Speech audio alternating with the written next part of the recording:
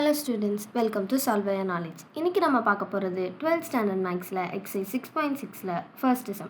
Find the vector equation of a plane which is at a distance of 7 units from the origin having 3, -4, 5 as direction ratios of a normal to it. So நம்மளுக்கு கொடுத்துருக்க distance from origin நம்ம P அப்படின்னு எடுத்துக்கலாம். So P is equal to 7.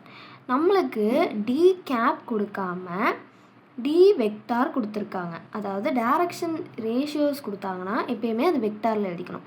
So 3i - 4j + 5k. ஆனால் நம்மளுக்கு கண்டுபிடிக்க வேண்டிய நார்மலோட ஃபார்முலாவில் நமக்கு டி கேப் தான் இருக்கும். ஸோ டி கேப் கண்டுபிடிக்கிறதுக்கு இது இருக்கிற ஃபார்முலாவை யூஸ் பண்ணுறோம். So T cap is equal to T vector by mod T. அதாவது இதே டி வெக்டார் பை இதோட மாடுலஸ். அதாவது it is divided by root of 3 square plus -4 square plus 5 square. அப்போ நம்மளுக்கு 3i - 4j plus 5k by root 9 + 16 + 25 அப்படின்னு வரும்.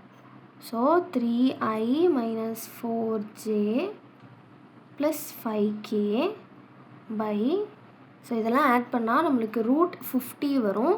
Root 50ங்கிறது nothing but 5√2. So நம்ம டைரெக்டாக 5√2ன்னே எழுதிக்கலாம்.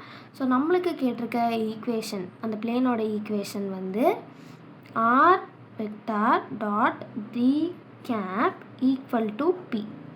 அதாவது R vector dot D cap value என்ன?